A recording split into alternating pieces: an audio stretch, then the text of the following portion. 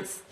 Minister, it's 2 months, as you know, since the beef protesters came off the picket lines, and they came off the picket lines because of your asking and commitment to set up a beef task force, which you haven't done. And to date, the farmers, the hundreds of farmers that are outside the gates of Leinster House, they see no task force, no improvement in price and no delivery from you, Minister. They want a commitment here today as to when the task force is actually going to meet.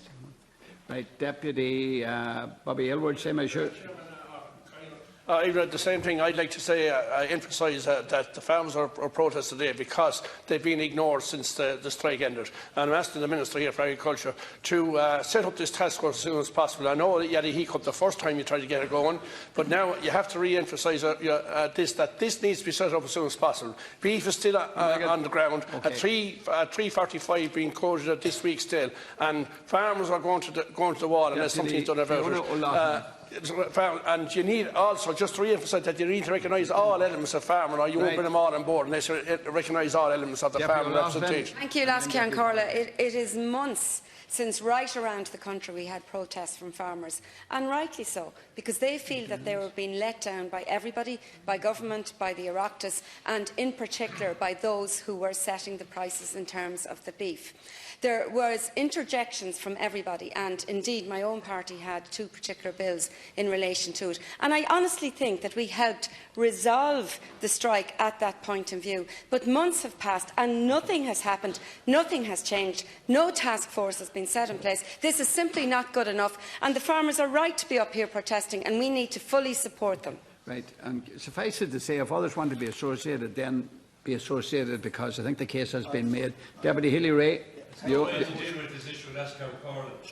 that this can't be dealt with by way of soundbite in from a protest. Anyway, unless the standing order. There's a rage.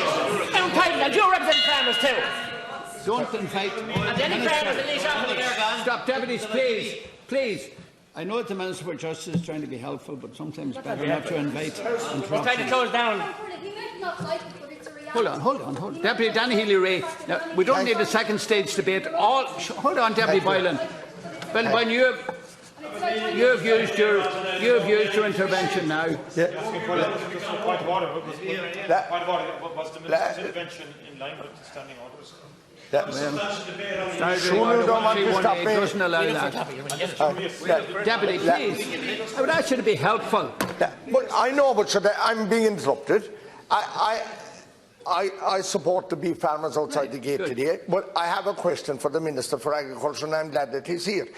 In relation to the beam scheme that you introduced, it was clear that if a farmer sold cattle in a mat, and if the cattle were killed within the 30 days, the €100 of the beam scheme, he could claim on that beam scheme.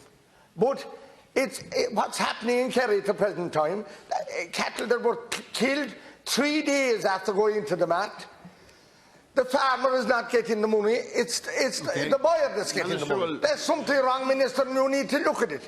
And it's very, very serious. Hold on now. I have a long list here. Deputy Boylan, I think you made your intervention. Thank you.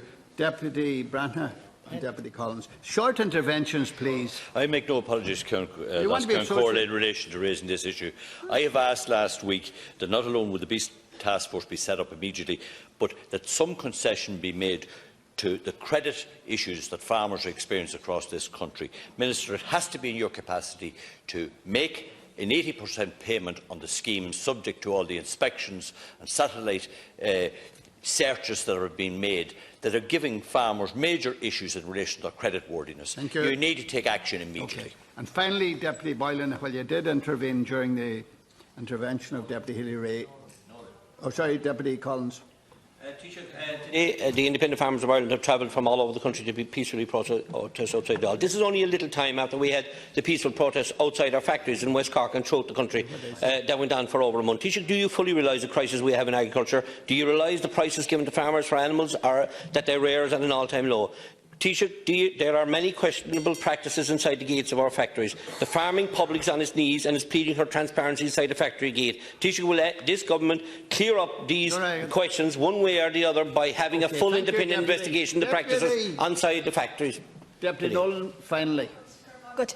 And also I'd like to say that I stand in solidarity with the distressed farmers. In my own constituency of Laois Offaly, I've met many farmers in serious financial distress. We need urgent action, and I think what's happening is you don't realise that agriculture is the backbone of our economy. You're slapping carbon taxes on them, you're not giving them fair play. During the summer was an absolute insult when many farmers could not access the BEAM scheme because of the unfair conditions in that scheme. Okay. We need fair play for all, and rural Ireland cannot be forgotten about. We certainly will make sure it's not. The Taoiseach, the Minister for Agriculture. Minister for Agriculture, Deputy Creed. Thank you, Lascan Corlin. I'd like to thank my colleagues for raising the matter. I, as well as the Government and the deputies who have spoken support and recognise the difficulties in the beef sector in particular and in agriculture generally, and that's why the Government in 2019 alone put forward funding of an additional €120 million to support incomes in that challenged sector.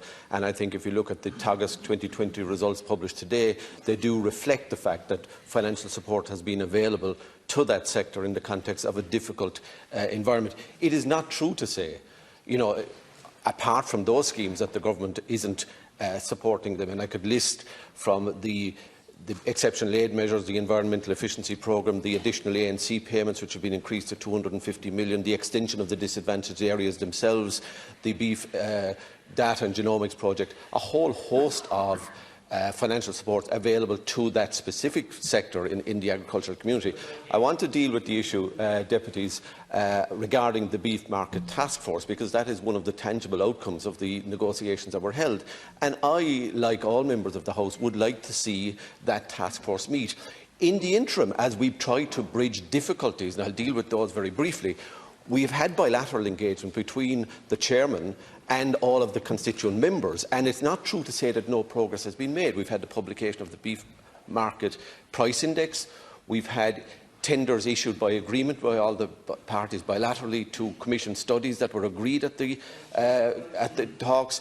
We've had a whole host of other arrangements, public consultation on unfair trading practices with the idea of a regulator for the sector. There are specific issues. There are specific issues regarding convening the task force, and I think members are quite well aware of them.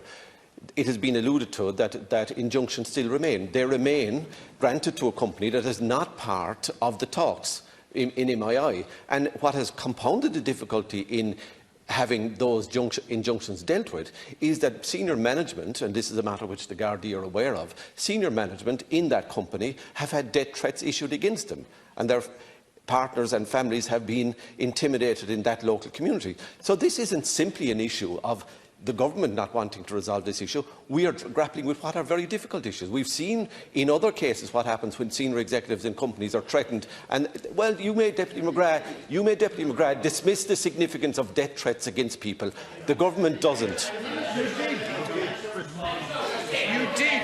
Deputy Bernard Dolcan. Deputy Bernard Dolcan. These are. Thank you. Thank you. Withdraw what? I accept that death threats are okay with him. I'll have a look